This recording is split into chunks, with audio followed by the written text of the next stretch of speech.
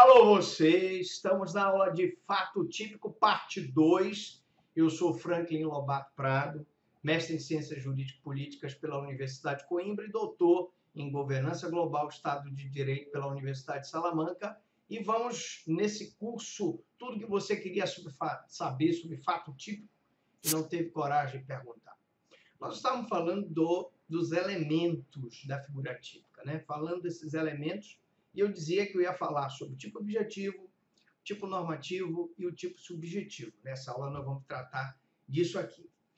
E o que é o elemento objetivo descritivo de um fato típico? É aquele que existe concretamente no mundo. O elemento descreve um dado da realidade. O seu significado é obtido pela simples observação. O tipo é normal, só possui elementos objetivos. Por exemplo, matar alguém, subtrair coisa alheia móvel, ofender a honra de uma determinada pessoa, provocar dano, inutilizar coisa alheia móvel, subtrair coisa alheia móvel, praticar o crime de corrupção, concussão, feminicídio, são condutas que são elementos objetivos do tipo. E aí eu tenho o elemento normativo do tipo. O elemento normativo é aquele cujo significado só pode ser obtido após um juízo de valor. Pode ocorrer que o elemento comporte um juízo de valor, um juízo jurídico, porque esse pode ser um elemento normativo jurídico. Então, pode ocorrer que o debate sobre o elemento seja político, religioso, ético, moral, social, leigo, mas o elemento normativo ele pode ser moral, pode ser jurídico ou pode ser extrajurídico. Então, por exemplo, sem as formalidades legais, se o agente pratica a conduta típica dentro das formalidades legais, ele não pratica crime, porque sem as formalidades legais impõe um juízo de valor, um juízo de análise sobre o que é realmente, por exemplo, que ele tem que fazer. Exemplo, um porte de arma. Se ele tirou o porte dentro das formalidades legais, ele não vai responder por porte legal de arma. Por exemplo, sem observar as prescrições legais. O médico que, por exemplo, fornece um atestado falso, sem observar as prescrições legais. Mas se ele tiver observado as prescrições legais, o atestado não vai ser falso e ele não vai responder pela falsa perícia, pelo falso documento falso. Sem autorização de quem de direito? Eu tenho aí uma acusação de abuso de autoridade, mas se eu provar que o morador da casa deu autorização para aquele policial invadir o domicílio, ou era uma situação de flagrante, eu tenho aí a autorização de quem de direito e não vamos ter a conduta criminosa. Já o elemento subjetivo do tipo é a finalidade especial exigida pelo tipo penal para a caracterização do crime. Por exemplo, ele vem nas expressões a fim de, com o fim de, com a finalidade de, para que, etc. Então, eu tenho aqui um artigo muito interessante, que é o artigo 131 do caput do Código Penal, que diz: praticar com o fim de transmitir a outrem moléstia grave de que está contaminado. Vou repetir. Praticar com o fim de transmitir a outrem moléstia grave que está contaminado. Ato capaz de produzir o contágio. Tá? Então, o marido tem uma relação extraconjugal e ele, então, contrai uma moléstia grave, por exemplo, a AIDS. Essa moléstia grave, se ele sabe que ele está contaminado e ele tem o objetivo, a finalidade de transmitir à sua esposa aquela moléstia grave, eu vou ter o tipo penal do artigo 131, cuja pena de reclusão de 1 a 4 anos e multa.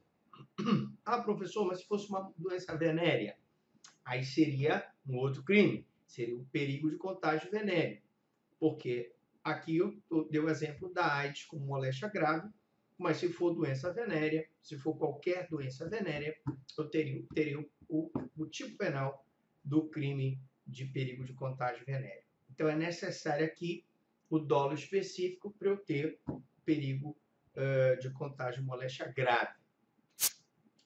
Aí eu tenho os tipos dos crimes dolosos. Vamos falar um pouquinho desses tipos dos crimes dolosos? Os tipos dolosos, em regra, são fechados. Excepcionalmente, poderão ser abertos. Então, os tipos dolosos, em regra, são fechados. Significa dizer que ele tem a consciência do fato e a vontade de produzir o resultado, e o objetivo dele fechado é matar aquela pessoa. O objetivo dele fechado é injuriar aquela vítima. E o objetivo dele fechado é praticar violência psicológica contra aquela vítima. O objetivo dele fechado é descumprir aquela medida protetiva. O tipo fechado é aquele que descreve a conduta de forma completa. Portanto, fecha o conceito da conduta. Matou, tirou a vida de uma pessoa, praticou o crime no artigo 121, caput. Crime de tortura. A lei 9.455 de 97, ela estipula a conduta da tortura, né? Provocar tortura. O objetivo dele é torturar, ou para aquela pessoa confessar, ou para aquela pessoa praticar determinada conduta. Ele pratica um ato de tortura, sendo ela equiparada ao crime hediondo, é um crime de tipo penal aberto e doloso. Outro tipo penal aberto que também tem que ser praticada com dolo é o artigo 4º da Lei 7.492 de 86, que é a gestão fraudulenta ou temerária. Muita gente não fala muito desses crimes financeiros, mas existe um crime de gestão fraudulenta ou temerária, tipo penal aberto, e é aquele em que o legislador não limita a conduta criminalizada. Então, os tipos penais normalmente são fechados,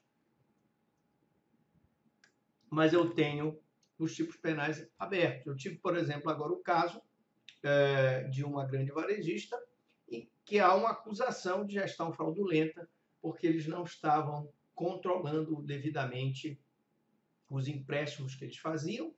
Cada vez mais se fazia empréstimo para poder rodar a venda no site e provavelmente houve uma gestão fraudulenta ou temerária, no sentido de que os gestores sabiam daquela situação da empresa e ainda assim continuavam tomando risco, tomando empréstimo a juros altos e infelizmente não tiveram condições de pagar. Então aí prejudicaram não só os consumidores, como os investidores. O dolo, há 3 teorias. Teoria da vontade, que o dolo é vontade, e aí se a pessoa deseja praticar uma determinada conduta, ele tem a vontade, a consciência de praticar a conduta com a vontade de produzir o resultado. Ele tem consciência do fato e vontade de produzir o resultado. Aqui é o dolo, é o querer, o desejo, o que ele quer, o que ele deseja. Eu tenho a teoria da representação, em que o dolo é a representação, é a previsão do resultado. Ele, na verdade, ele antecipa na mente dele o resultado, ele prevê o resultado, ele vai atrás daquele resultado. E eu tenho a teoria do assentimento, que é o dolo, é o assentimento. Assentir aqui é aquecer, aceitar, permitir, consentir. O dolo é a previsão do resultado, mas a aceitação dos riscos de produzi-lo. A aceitação do resultado.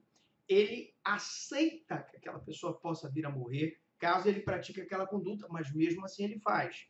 Então, é a previsão do resultado, mas a aceitação do risco. O agente pensa, haja o que houver, der o que der. Se aquela pessoa morrer, dane-se, eu não estou nem aí. Então, o Código Penal adotou as teorias da vontade, dolo é desejo, é querer, e teoria do assentimento, dolo é a aceitação dos riscos de produzir o resultado danoso àquele bem jurídico da vítima. E aí, nas espécies de dolo, eu também tenho que falar do dolo normativo, que é o dolo da teoria clássica, que integra a culpabilidade e não o fato típico.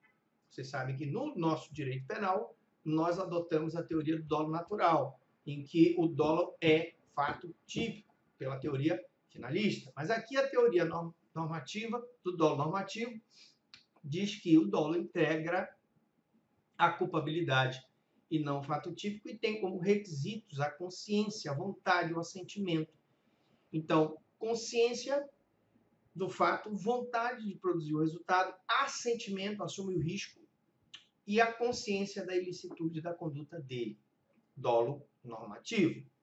Dolo natural é o dolo da teoria finalista. O dolo integra o fato típico e não a culpabilidade. O dolo é um fato típico, integra o fato típico. Culpabilidade, não. Não é o juízo de censura, não é dolo. Tem como requisito a consciência e a vontade, que é o que foi adotado na teoria finalista. Consciência do fato e vontade de produzir o resultado.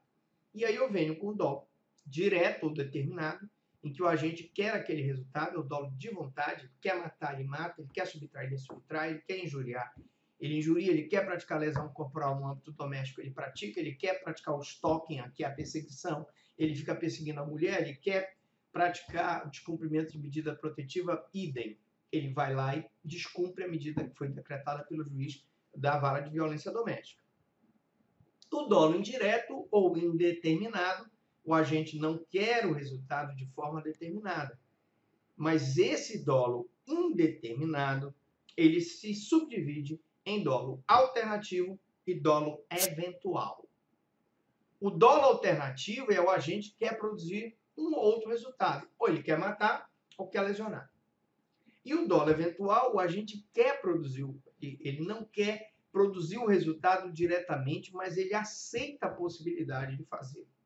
Ele sabe que se ele der um cavalo de pau na frente da escola em alta velocidade com o carro, naquele horário que as crianças estão saindo, ele pode acertar uma criança. Mas mesmo assim ele aceita a possibilidade de fazê-lo. Eu tenho também o dolo genérico, que é a vontade do agente em realizar o núcleo do tipo. E aí qual é o núcleo, o verbo? Matar, subtrair, lesionar, ofender a honra, né? Do tipo sem qualquer finalidade especial, dolo genérico. E eu tenho o dolo específico, naqueles crimes de dolo específico, que eu tenho aquelas expressões mágicas com a finalidade de. Então, o dolo específico é a vontade do agente em realizar o núcleo, o verbo do tipo com um fim especial. Então, no crime de rapto, por exemplo, o agente tem um fim especial de praticar atos libidinosos com a vítima. No crime de lesão corporal, no crime de perigo para a vida ou para a saúde de outrem, a finalidade dele é expor a vida daquela pessoa a perigo. No crime de contágio, moléstia grave, ele tem um desejo de contaminar aquela pessoa com aquela moléstia grave. No crime de perigo de contágio venéreo, ele tem a finalidade de expor aquela vítima, a mulher dele ou companheira, a um relacionamento que ela possa ser contaminada por uma doença venérea. Então, eu tenho um dolo específico porque eu tenho a finalidade específica. Dolo de perigo. A vontade do agente expor o bem jurídico a protegê-lo a um perigo de lesão. Dolo de perigo. Ele expõe o bem jurídico a perigo. Então, o crime de expor a vida ou a saúde de outro a perigo direto e iminente, o crime de incêndio, o crime de explosão, são crimes de dolo de perigo, porque o agente expõe o bem jurídico protegido ao perigo de lesão. Veja, não basta que ele exponha o bem jurídico para estar consumado o crime. Quer dizer, doutor, que só colocou o dispositivo lá, a dinamite, ela não explodiu, mas ele expõe aquela pessoa ao perigo. Então, a exposição do bem jurídico ao perigo, por exemplo, direção de veículo automotor embriagado, é um dolo de perigo. Ele está expondo, mesmo que ele não bata ninguém, mesmo que ele não atropele ninguém, ele vai responder por dolo de perigo, porque ele expõe o bem jurídico da vítima a perigo. Dolo de dano consiste na vontade do agente em produzir uma efetiva lesão ao bem jurídico. Primeira coisa que o homem agressor faz com o celular da mulher, quebrar o celular da mulher. É um dolo de dano, em que ele efetivamente danifica o bem jurídico da vítima. Dolo geral ou erro sucessivo, o erro sobre o nexo causal, o aberratio causa, ocorre quando o agente, na suposição de já ter consumado o crime, pratica o que imagina ser um fato meramente posterior e, nesse instante, ele atinge o resultado. Por exemplo, a gente pensa que a vítima já está morta, quer se livrar do corpo da vítima, joga ela dentro de um rio. E ela, na verdade, estava viva, morre afogada. Então, tem aqui um dolo geral, ou erro sucessivo, ou erro sobre o nexo causal, ou aberrácio causa. Aberrácio causa é porque ele, na verdade, ele erra sobre, na verdade, a situação do bem jurídico da vítima, achando que ele já consumou o crime numa conduta anterior, mas uma conduta posterior que, na verdade, ele vai consumar aquele crime. Tipos de crimes culposos. Em regra, são abertos porque o legislador não descreve nenhum tipo culposo em que constitua culpa.